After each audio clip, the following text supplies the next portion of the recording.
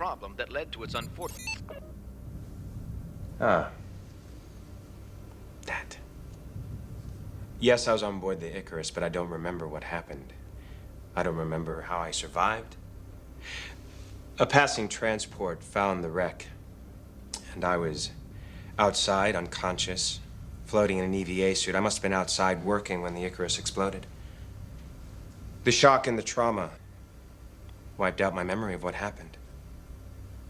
Why didn't you tell Earth Central you were alive? It was months before I could even remember my name, much less file a report. When I was back on my feet, I sent a message to Earth Central. I guess they never received it. You're a damned liar. I'm sorry you feel that way, Captain, but there's nothing I can do about that, so... If there's nothing else, I'd like to... You're not leaving. You can't do this. Watch me.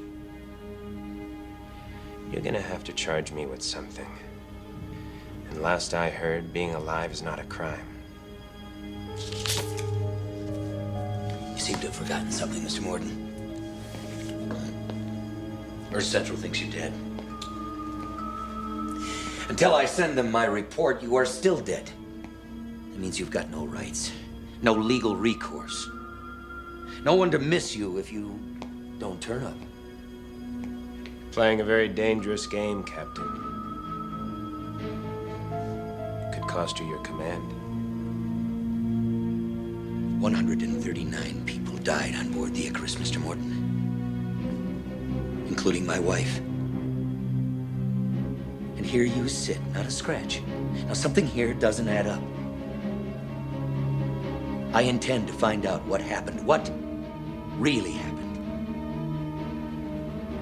If necessary, you will sit here for the next hour, the next day, the next week, the next month, the next year, the next 500 years.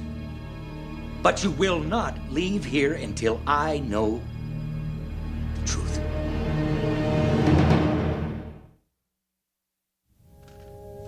Better? Been pretty quiet. Did you get any sleep? As soon as my head hit the pillow. Just had some bad dreams, that's all. About what? Last night. There must be something if it's bothering you. Sometimes, before I fall asleep, I close my eyes. I see the face of every patient that I ever lost. They're always there, waiting for me, right behind my eyelids, every night. These past couple of days, we've lost a lot of Narn, Susan. This damn war with the Centauri. I know, they just keep coming. They're crammed into those refugee ships like sardines. You know, sick, wounded. By the time they get here, half of them are beyond hope. Beyond help, yes. Beyond hope. You believe in God, Susan? I suppose. I mean, I was raised a Jew. I went to temple. I was bat mitzvahed. I didn't ask how you spent your adolescence. I asked if you believe in God. Most of the time. Do you? I'm a foundationist. I've never heard of that one. Yeah, that's fairly new. Only been around about 100 years. One of a bunch that sprouted after we made contact with aliens. See, the idea is that God is too big to be defined by words. Sort of like Zeno's paradox. You can never really get anywhere because there's an infinite number of dots between you and the object. The closer you get to defining God, the further away it gets. Okay, what does that have to do with this?